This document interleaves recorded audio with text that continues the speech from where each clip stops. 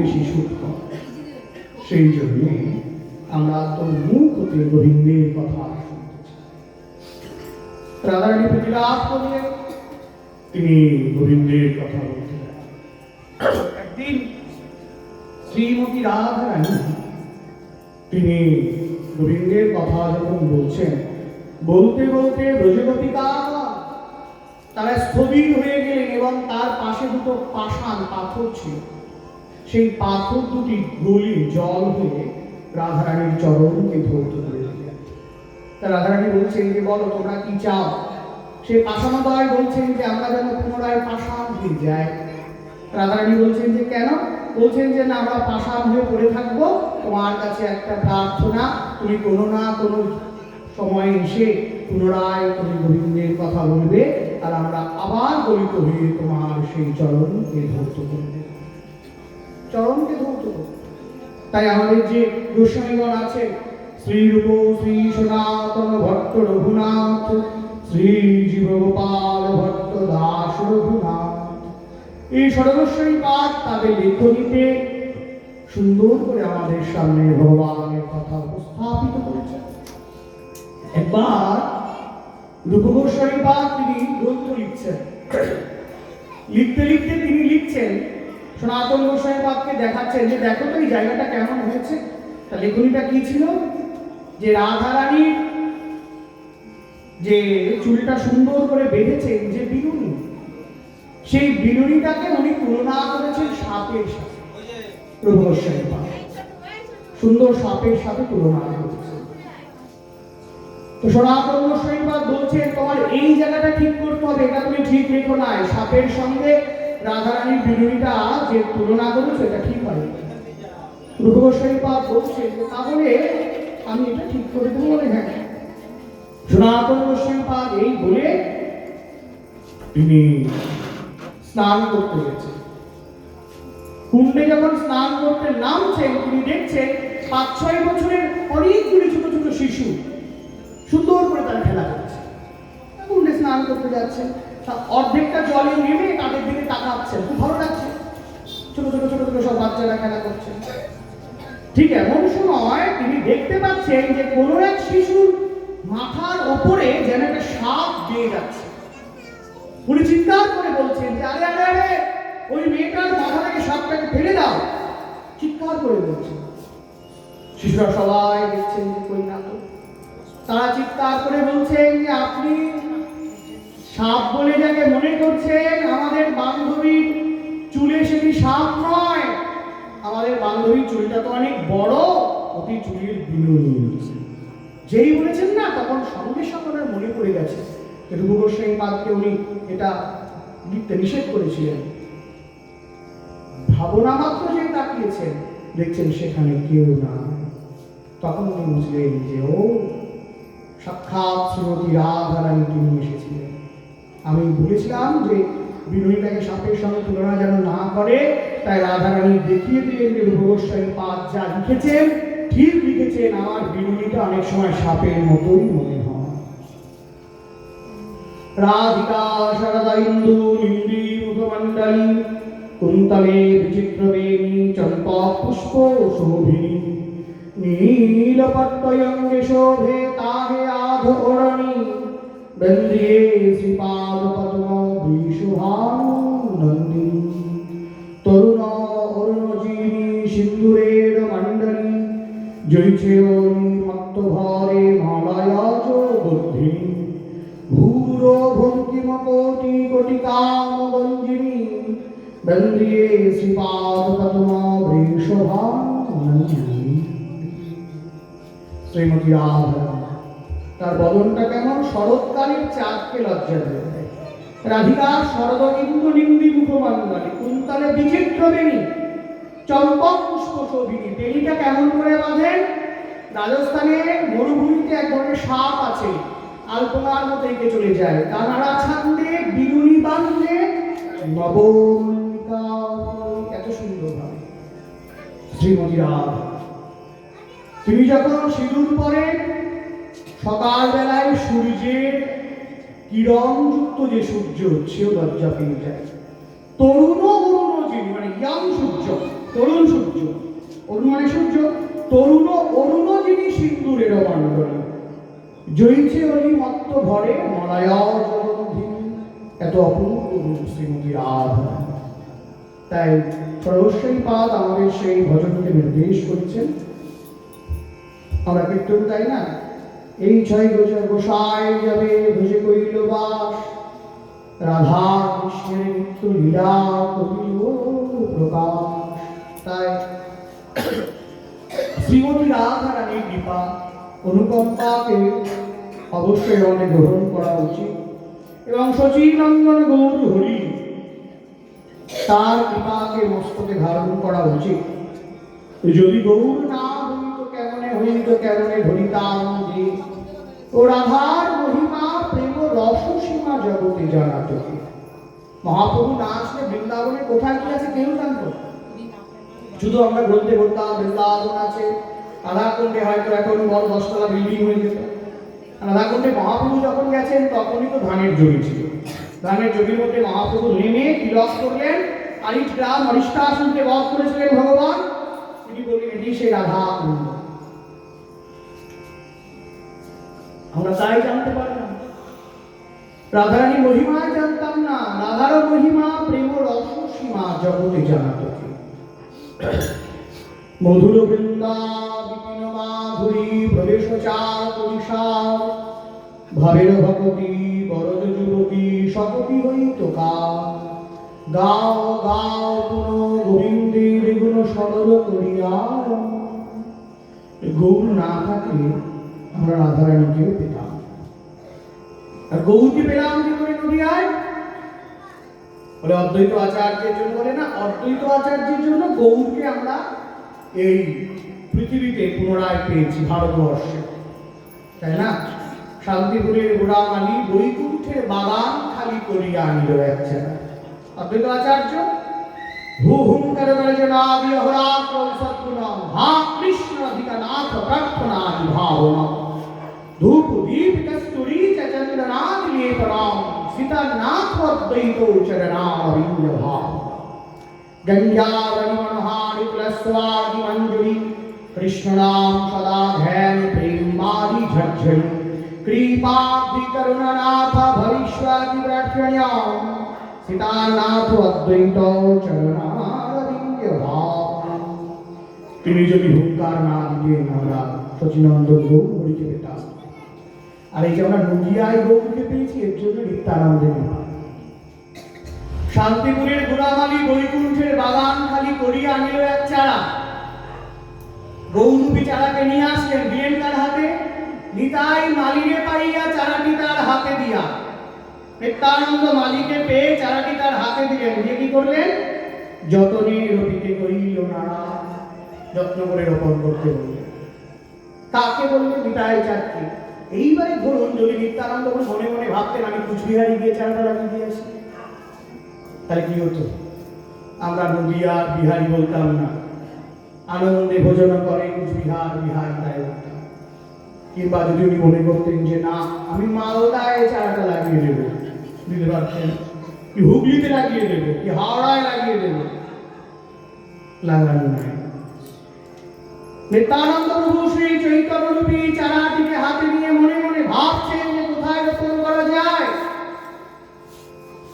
ভাবতে ভাবতে ভাবতে ভাবতে তিনি মনে করলেন নদিয়া উত্তম স্থান, তাহাতে করিয়া রোপণ।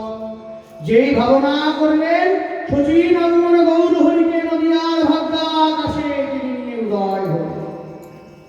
তাই তো আমরা গৌরকে পেলাম, নদিয়া রাজা বলা হয়। এর জন্য আমরা নিতাই চাঁদের কাছে চিরকালের জন্য ঋণী। শরৎ চন্দ্র ভান্তি স্ফুরলমকান্তি গজগতি হরিপ্রেমনমাক্যাম ধীত পরম সত্যম স্মিতমুখম সদা হিরণ্য নেত্রং করকলিতবেত্রং কলিভিদম ভজ নিত্যানন্দং ভজন তরুপন্দ্যম নিরবধি নিত্যানন্দ। চৈতন্য মহাপ্রভু বলছেন তুমি নামে নিত্যানন্দ, তুমি রূপে নিত্যানন্দ। বড় গুরু নিত্যানন্দ এই অবতারে চৈতন্য জানায় যায় সেই জানিবারে পারে। নিত্যানন্দের কৃপা আছে বলে এই নদিয়া জেলায় চৈতন্য মহাপ্রভু আবির্ভূত হয়েছেন, নইলে মুর্শিদাবাদে চলে না হাওড়ায় বলতে উত্তর এটা আমাদের সত্যি তাই নদিয়ার মানুষ সবাই তাই না মহাপ্রভু রয়েছে মহাবদন্নায় কৃষ্ণ প্রেম প্রদায়তে তাই এই যে মহাবদন্ন হরিনাম তুমি করতে বললেন আমাদের উচিত হরিনামটা করা উচিত। মহাপ্রভু প্রেমের বন্যায় ভাসিয়ে দিলেন শান্তিপুর ডুবু ডুবু নদী ভেসে যায়। আমি একজনকে জিজ্ঞেস করছিলাম আমাদের বাড়িতে রক্তপুরিয়া তাই সাধুকে জিজ্ঞাসা করেছিল সাধু দেহ রেখেছে আমি এত জায়গায় মহাপ্রভু ঘুরে বেড়ানো রক্তপুরিয়ার উপর আসতে পারতো না 48 বছর মহাপ্রভু প্রকট কি হতো আর 10 বছর যদি নদিয়ায় থাকতেন 34-এ যেতেন তিনি চলে সাধুদেরকে উত্তর দেখেন উনি বলছেন আপনি আপনার ভাবনায় যেটা ভাবছেন সেইটা এখানে হয় না কেন হয় না বলছেন এই শ্লোকটা তো জানেন শান্তিপুর ডুবু ডুবু আমি বলছি হ্যাঁ বলছে নদে ভেসে যায় নদিয়া ভেসে যাচ্ছে আর প্রেম দেবেন কোথায়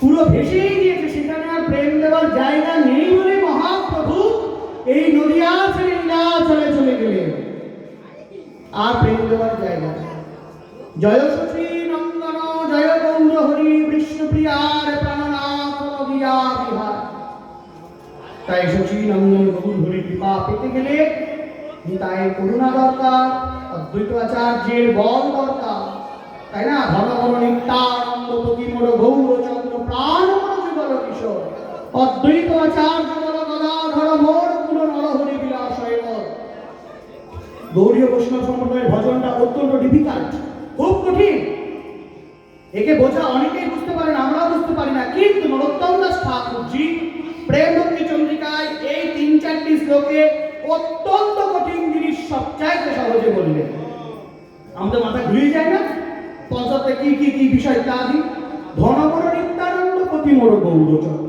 কৃষ্ণকে বুঝবো না রাধারানীকে বুঝবো না গৌরকে বুঝবো না নিতাইকে বুঝবো না অদ্বৈত আচার্যকে বুঝবো সব গোলমাল কাটিয়ে যায় অনেক আছে রাধে রাধে বলে ডেকে যায় হ্যাঁ রাধে রাধে বলছে কেন জয় নিতাই বল আমি বলি জয় নিতাই বলবো না জয় গৌর বলবো ইত্যাদি ইত্যাদি ভাষিত নাম কেন বলবো এরকম সব অশান্তি হয় উনি কি বলছেন ধনমর নিত্যানন্দ প্রতিমোর গৌরচন্দ্র পতিকে গৌর শুধু তো পতিকে সেবা করতে গেলে তো অর্থের প্রয়োজন হয় সম্পদের প্রয়োজন হয় তো এই গৌর পতিকে সেবা করতে গেলে কোন সম্পদ দরকার ধনমর নিত্যানন্দ রূপ সম্পদ দরকার প্রতিমোর গৌরচন্দ্র মৃতপতিকে তো কেউ সেবা করে না তাহলে এই গৌর পতির প্রাণটাকে প্রাণ যুগল কিশোর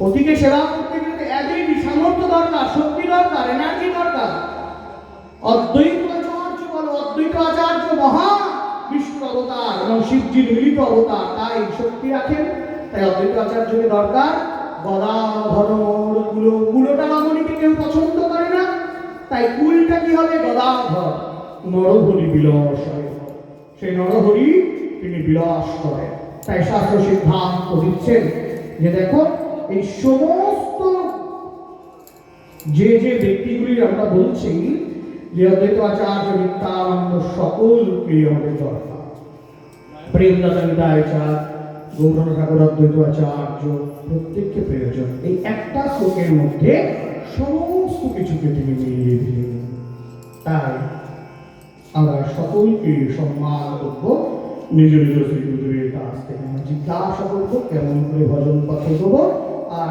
শ্রবণ এবং কীর্তনকে আমরা ধরে রাখবো এই শ্রবণ কীর্তনের দ্বারাই আমরা ভবসিন্ধু পার হয়ে যাই তো যাই হোক আমাদের কথা আর এগোবেন না আমরা সকলে গৌরের চরণে প্রার্থনা জানাই যে আমরা যেন ভগবত চরণ আরবিন্দ পেতে পারি গৌর চরণ ছাড়া যেন না হতে পারি সেই প্রার্থনা জানিয়ে উপস্থিত সকল ভক্তবৃন্দের চরণে বিনম্র প্রণাম নিবেদন করে আমাদের হরি কথা এখানে বিশ্রাম দিচ্ছেন নিতাই গৌর সীতানাথ প্রেমানন্দে হরি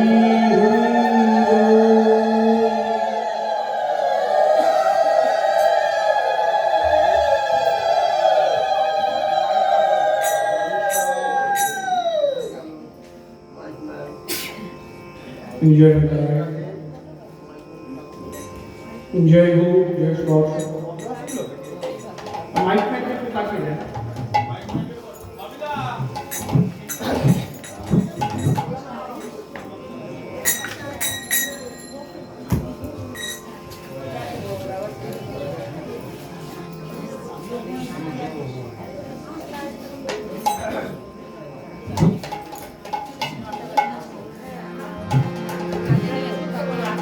জয় নিতাই জয় গো।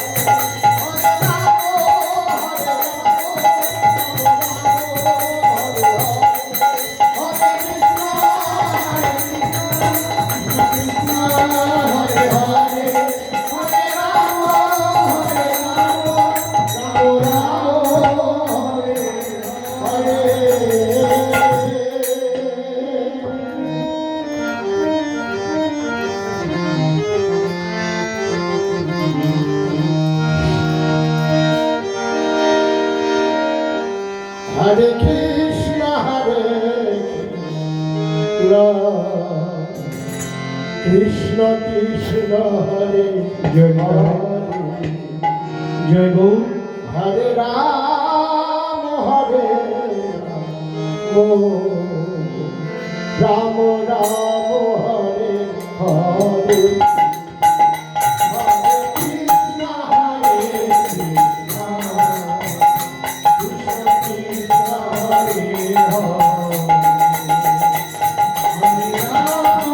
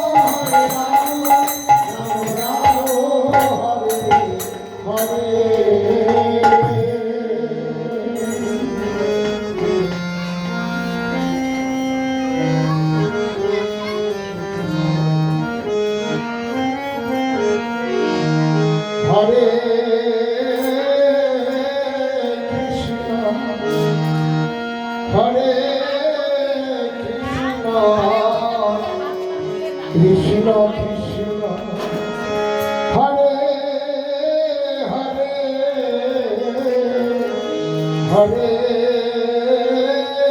রাম হরে রাম রাম রাম হরে হরে হরে কৃষ্ণ হরে কৃষ্ণ কৃষ্ণ কৃষ্ণ হরে হরে হরে রাম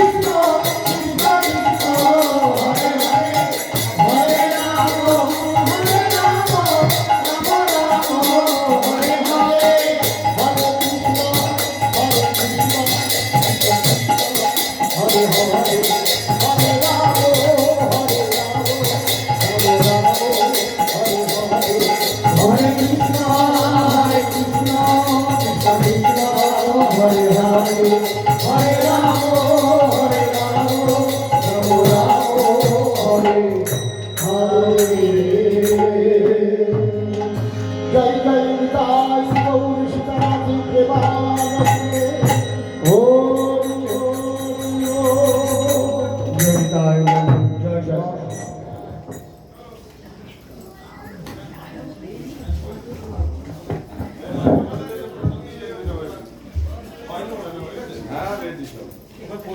কাকলাকে ভজন গাইলেন না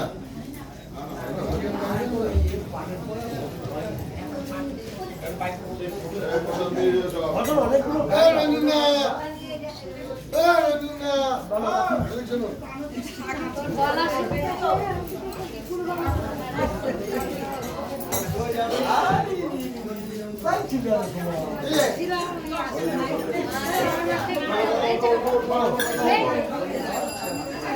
কোনটা কোনটা কোনটা বলো বলো